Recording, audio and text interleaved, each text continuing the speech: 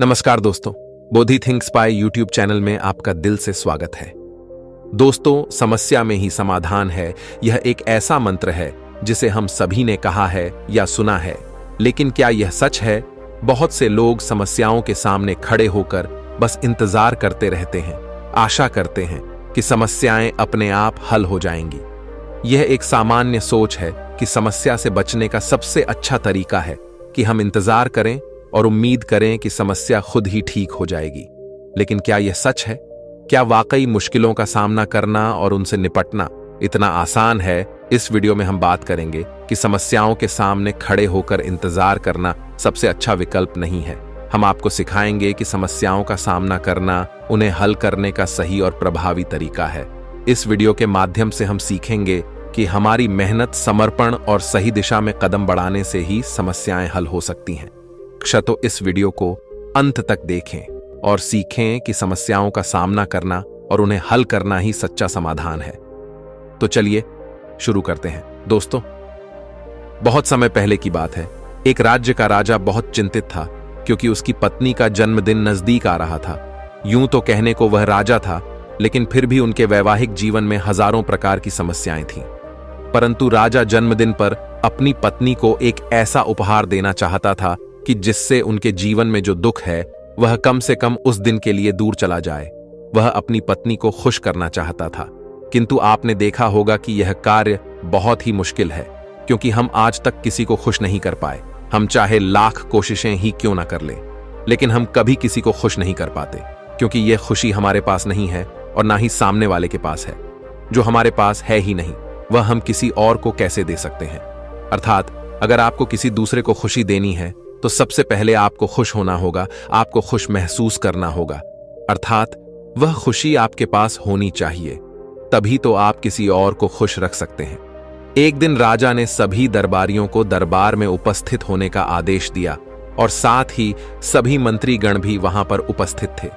तभी राजा ने सभी से सुझाव मांगा कि आखिर वह किस प्रकार अपनी पत्नी को जन्मदिन पर खुश कर सकता है। आखिर वह उन्हें कैसा उपहार दे जिस कारण राजा की पत्नी खुश हो सके। वहां पर उपस्थित सभी लोग अपने मन की बातें राजा से बताते हैं, परंतु राजा को वहां पर उपस्थित किसी भी व्यक्ति का कोई सुझाव पसंद ही नहीं आया। एक दिन संध्या के वक्त राजा अपने रथ से कहीं जा रहा था। तभी रास्ते में उसने एक बहुत ही सुंदर मूर्ति देखी। वह मूर्ति बहुत ही सुंदर और आकर्षक थी। उसे देखकर ऐसा प्रतीत होता था मानो उस मूर्ति में जान हो। उस मूर्ति को देखकर राजा बहुत प्रसन्न हुआ और वह तुरंत ही मूर्तिकार के पास पहुंचा और राजा उस मूर्तिकार से कहता है, तुम तो बहुत बड़े कलाकार हो, तुम्हारी मूर्तियों में चांद नजर आता है। ऐसा प्रतीत होता है कि तुम्हारी मूर्तियां जीवित हैं। हम तुम्हारी इन मूर्तियों को देखकर बहुत प्रसन्न हैं। हम चाहते हैं कि तुम्हारी सारी मूर्तियां हमारे दरबार में शामिल हों। यह सुनकर वह मूर्तिकार बहुत प्रसन्न हुआ, जैसे उसे कोई खजाना मिल गया हो। लेकिन तभी राजा ने उस मूर्तिकार से एक और बात कही, देखो, मैं चाहता हूं कि तुम मेरे दरबार में शामिल हो जाओ, किंतु उससे पहले तुम्हें हमारे लिए हमारी रानी की ऐसी मूर्ति बनानी होगी जिसे देखकर वह खुश हो जाए और अपने सारे दुख दर्द भूल जाए। और यदि तुम ऐसा ना कर सके तो मैं तुम्हारा सर धड़ से अलग कर दूंगा। राजा के मुख से यह सुनकर मूर्तिकार घबरा गया, उसके पसीने छूट गए। वह राजा को मना भी कैसे करें, इसीलिए उसने ना चाहते हुए भी राजा को स्वीकृति दे दी। राजा उस मूर्तिकार की बात सुनकर बहुत प्रसन्न हुआ और वह वापस महल लौट गया। लेकिन उधर दूसरी तरफ जो मूर्तिकार अब तक बहुत प्रसन्न था, जो अपने मन से मूर्तियां बनाया करता था, जो हमेशा खुश रहता था, अब वह दुखी हो गया था। वह गहरे दुख में चला गया था। वह डर के कारण रानी की मूर्तियां बनाना शुरू करता है, परंतु जो भी मूर्ति बनाता था उस मूर्ति को देखकर ऐसा प्रतीत होता था मानो वह मूर्ति बहुत दुखी है, उसे किसी प्रकार का कोई दुख है। एक के बाद एक उसने कई सारी मूर्तियां बना डाली, परंतु कोई भी मूर्ति ऐसी नहीं थी जिसे देखकर कोई भी खुश हो सके, जिसे देखकर यह प्रतीत हो कि मानो उस मूर्ति में जान है और वह मूर्ति देखकर कोई भी अपना दुख भूल जाए। और यह इस कारण हो रहा था क्योंकि मूर्तिकार भीतर से बहुत दुखी था, जो उसकी मूर्तियों के रूप में साफ और स्पष्ट नजर आ रहा था। राजा ने उस मूर्तिकार को 1 सप्ताह का समय दिया था, किंतु 4 दिन तो उसने यूं ही व्यर्थ कर दिए। अब उसके पास केवल 3 दिन का ही समय बचा था, जिसके बारे में सोच सोचकर उस मूर्तिकार का गला सूखा जा रहा था। डर के कारण अब उसके हाथ पैर भी काम करना बंद कर चुके थे। उसके हाथ से हथौड़ी और छीनी तक नहीं चल रही थी और उसे अपना भविष्य नजर आ रहा था। उसे नजर आ रहा था कि राजा उसे मृत्यु दंड दे रहा है। उसके बाद उसके परिवार का क्या होगा, उसके परिवार को कौन संभालेगा। यह सोच सोचकर उस मूर्तिकार का मन बैठा जा रहा था। तभी उसने एक योजना बनाई। वह अपने परिवार को साथ लेकर रात ही में गांव छोड़कर चला जाएगा। यह सोचकर वह तुरंत घर लौटा। उसने सारा सामान बांधा, अपनी पत्नी और अपने बच्चों को भी तैयार किया। वह जैसे ही घर से निकलने वाला था कि तभी उसने देखा कि राजा के सिपाही वहां पर तैनात है। यह देखकर वह मूर्तिकार और भी घबरा गया। वह समझ नहीं पा रहा था कि क्या करें। यदि वह यहां से भागने की कोशिश करता है और पकड़ा जाता है तो राजा उसके साथ साथ उसके परिवार को भी मृत्यु दंड दे देंगे। वह कुछ समझ नहीं पा रहा था। तभी वह जमीन पर बैठ गया और रोने लगा और अपनी पत्नी से कहता है, अब से तुम्हें बच्चों का ख्याल रखना होगा। मेरा और तुम्हारा साथ यहीं तक था, क्योंकि राजा ने जिस प्रकार की मूर्ति का मुझे आदेश दिया है, मैं उस प्रकार की मूर्ति नहीं बना पा रहा, जिस कारण राजा मुझे मृत्यु दंड दे देंगे। वह मेरा सर धड़ से अलग कर देंगे और उसके बाद तो तुम्हें ही बच्चों का ख्याल रखना होगा। इतना कहकर वह जोर जोर से फूट फूट कर रोने लगा। देखते ही देखते रात बीत गई और अगले दिन सुबह सुबह उस मूर्तिकार के दरवाजे पर एक गुरु भिक्षा मांगने आए। मूर्तिकार ने उन्हें भिक्षा लाकर दी तो मूर्तिकार बहुत परेशान लग रहा था, जिसे देखकर गुरुवर उस मूर्तिकार से कहते हैं, बेटा, हमारे जीवन में दुख और सुख तो आते ही रहते हैं। हमारे जीवन में दुख और समस्याएं तो होती ही हैं, किंतु इन सभी दुख और समस्याओं का समाधान और निवारण भी होता है, परंतु हम केवल दुख और समस्याएं ही देखते हैं। उन दुख और समस्याओं के छिपे निवारण और समाधान को हम कभी नहीं देख पाते। यदि तुम ध्यान से देखोगे तो हर समस्या का समाधान है और हर दुख का निवारण भी है। मैं यह अच्छी तरह जानता हूं कि तुम यहां से अपनी पत्नी और बच्चों को लेकर भाग जाना चाहते थे, किंतु ऐसा हो नहीं सका। उस मूर्तिकार ने जब गुरु के मुख से यह बातें सुनी तो वह उनके चरणों में जा गिरा और हाथ जोड़कर उन गुरुवर से कहता है, हे गुरुवर, आप ही बताइए मैं क्या करूं। राजा ने मुझे मूर्ति बनाने का आदेश दिया है, किंतु मैं चाहकर भी मूर्ति नहीं बना पा रहा, और यदि मैंने मूर्ति नहीं बनाई तो राजा मुझे मृत्यु दंड दे देंगे, और उसके बाद मेरे परिवार का क्या होगा, उनका ख्याल कौन रखेगा। तभी गुरुवर उस मूर्तिकार से कहते हैं, बेटा, आंख बंद कर लेने से कुछ नहीं होने वाला, क्योंकि दुख और समस्याएं तो वहीं की वहीं खड़ी रहती हैं। ध्यान देने और कर्म करने से सब कुछ बदल जाता है। यदि तुम केवल आंखें बंद करके यह सोचोगे कि तुम्हारी समस्याएं चली जाएंगी तो ऐसा कभी नहीं होगा। इतना कहकर उन गुरुवर ने उस मूर्तिकार के कानों में कुछ कहा और उसके बाद वह वहां से चले गए। उन गुरु के वहां से चले ले जाने के बाद वह मूर्तिकार महल गया, जिसे देखकर राजा उस मूर्तिकार से कहता है, लगता है तुमने समय से पहले ही एक अद्भुत मूर्ति तैयार कर ली है। बताओ वह मूर्ति कहां है, मैं भी उसे देखना चाहता हूं। इस पर मूर्तिकार जवाब देते हुए कहता है, महाराज, अभी तक मैंने मूर्ति तैयार नहीं की है, परंतु आपके दिए हुए समय पर मैं अवश्य ही वह अद्भुत मूर्ति तैयार कर लूंगा, लेकिन उससे पहले मेरा एक बार महारानी से मिलना बहुत आवश्यक है, अन्यथा वह अद्भुत मूर्ति तैयार नहीं हो पाएगी। राजा ने उस मूर्तिकार की सारी बातें ध्यानपूर्वक सुनी और उसके बाद राजा ने मूर्तिकार को महारानी से मिलवाया। मूर्तिकार महारानी से मिलने के बाद महारानी से प्रश्न करते हुए कहता है, महारानी जी, किसी भी औरत के जीवन का सबसे बड़ा दुख क्या हो सकता है। इस पर महारानी जवाब देते हुए उस मूर्तिकार से कहती हैं, किसी औरत का मानव बन पाना उसका सबसे बड़ा दुख है।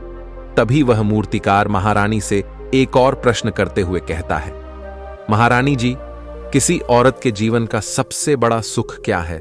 महारानी उस मूर्तिकार के इस प्रश्न का जवाब देते हुए कहती हैं, किसी भी औरत के जीवन का सबसे बड़ा सुख उसके पति और उसके बच्चों का उसके पास होना है। महारानी के मुख से अपने प्रश्नों का जवाब जानकर मूर्तिकार बहुत प्रसन्न हुआ और उनसे आज्ञा लेकर वह वापस अपने घर लौट आया और अब से वह दिन रात उस मूर्ति पर काम करने लगा। देखते ही देखते पूरे 3 दिन पूरे हो गए।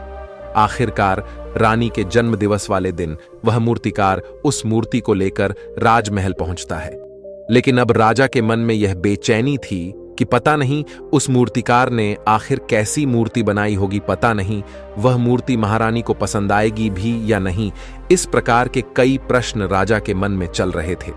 राजा के मन की बेचैनी लगातार बढ़ती ही जा रही थी, लेकिन उधर दूसरी तरफ राजा को उस मूर्तिकार पर पूर्ण विश्वास भी था, क्योंकि राजा ने पहले ही उस मूर्तिकार के हाथों की कला देखी हुई थी।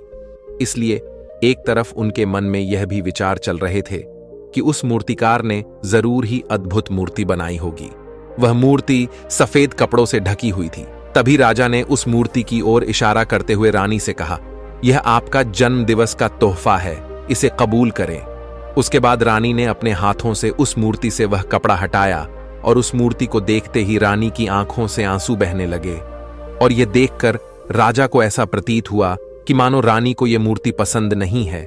इसलिए राजा ने तुरंत ही क्रोधित होकर अपने सिपाहियों को आदेश दिया और उस मूर्तिकार को बंदी बनवा लिया। लेकिन तभी महारानी राजा से कहती हैं, रुकिए, इस मूर्तिकार ने तो मेरा दुख और सुख एक ही मूर्ति में निकाल दिया है।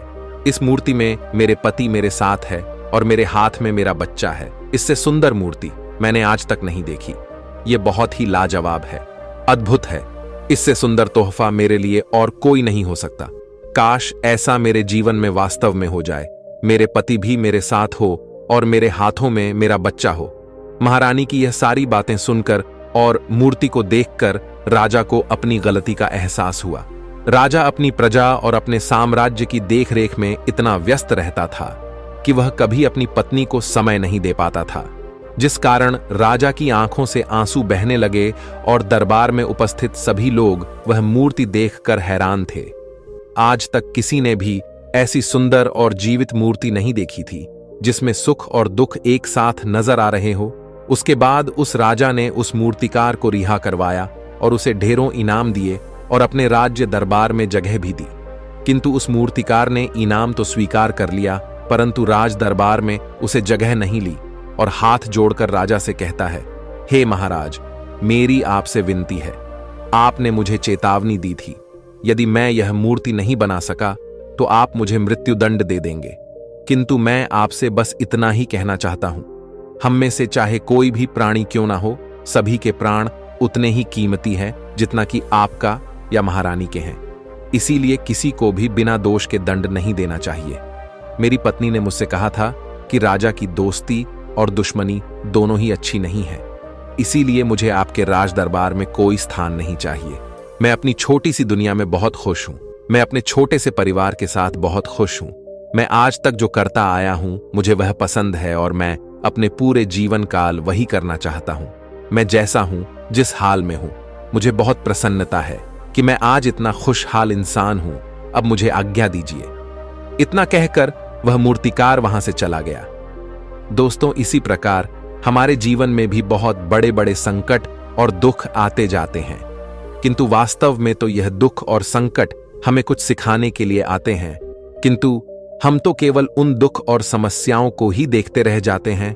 हम उनका निवारण खोजने का तनिक भी प्रयास नहीं करते, और जब हम दुख के समय क्रोध करते हैं तो हम वास्तविकता में अपना ही नुकसान कर लेते हैं। जो व्यक्ति समझदार होते हैं वह अपने दुख और परेशानियों से यह सबक सीख ही लेते हैं कि उन्हें विषम परिस्थितियों में शांत रहकर उन दुखों का निवारण करना चाहिए, उन समस्याओं का समाधान करना चाहिए। किंतु हम में से अधिकांश लोग यह नहीं सीख पाते और वे लोग दुख और परेशानियों के समय पर क्रोधित हो ही जाते हैं। वह इस बात को अच्छी तरह जानते हैं कि हमें दुख और समस्या के समय पर शांत रहना चाहिए और उसका समाधान खोजने का प्रयास करना चाहिए। किंतु हम बार बार वही गलती दोहराते रहते हैं। जब भी हमारे सामने कोई विषम परिस्थिति उत्पन्न होती है तो हम बार बार क्रोधित हो जाते हैं और क्रोध में आकर हम अपना ही नुकसान कर लेते हैं, क्योंकि क्रोध में हम कभी भी कोई चीज सीख नहीं सकते। क्रोध में हमारा मस्तिष्क काम करना बंद कर देता है और उसे केवल वह परिस्थिति नजर आती है, वह समय नजर आता है जो उसके खिलाफ है और जो जीवन के दुखों से, इन समस्याओं से कुछ सीख नहीं पाता। ऐसा व्यक्ति पूर्ण रूप से एक दलदल में फंसे हुए इंसान की तरह है, जो परिस्थितियों के दलदल में कुछ इस प्रकार फंस चुका है कि वह वहां से निकल नहीं सकता। फिर वह चाहे कितना भी हाथ पैर क्यों ना मार ले, और जितना हाथ पैर मारेगा वह उतना ही उस दलदल में फंसता चला जाएगा। जबकि आपको हाथ पैर ना मारकर बल्कि शांत रहकर अपने मस्तिष्क का प्रयोग करना चाहिए और यह सोचना चाहिए कि इस दुख, इस समस्या और इस विषम परिस्थिति का समाधान क्या हो सकता है। किंतु आप तो अपने आप को पहले से ही दलदल में डाल चुके हैं और ऐसी स्थिति में आप बाहर निकलने के बारे में ना सोचकर लगातार और हाथ पैर मारकर आप अपने आप को उस दलदल में और भी नीचे डुबा जा रहे, तो ऐसी परिस्थिति में आप भला उस समस्या, उस परिस्थिति का सामना कैसे करेंगे, वहां से बाहर कैसे निकलेंगे। और वहीं पर जो व्यक्ति थोड़े भी जागृत है, जो दुख और समस्याओं का निवारण और समाधान खोजने में वास्तव में अपना समय लगाते हैं, वह यह जानते हैं कि निवारण और समाधान एक हीरे की तरह है। वह हीरे की खान की तरह है। जिस प्रकार एक हीरे को ढूंढा जाता है, फिर उसे तराशा जाता है, जिसके बाद उस हीरे की कीमत बहुमूल्य हो जाती है। ठीक वैसे ही दुख और समस्या में समाधान और निवारण खोजने की आवश्यकता होती है और वह हमें खोजने भी चाहिए।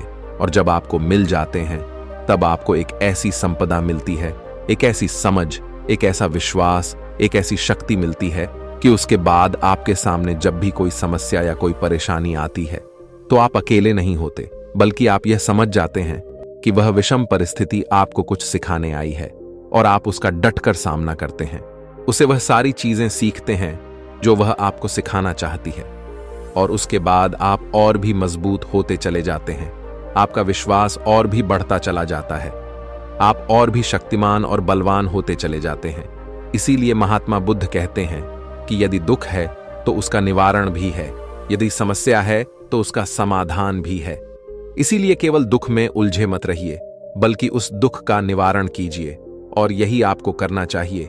केवल हाथ पर हाथ धरे बैठे रहने से या फिर यूं ही समय को व्यर्थ गंवाने से आपको कभी भी उसका निवारण नहीं मिलेगा, बल्कि जितना आप उस दुख और समस्या से अपनी जान छुड़ाकर भागने की कोशिश करेंगे, उतनी ही तीव्रता से आपके पीछे भागेगी।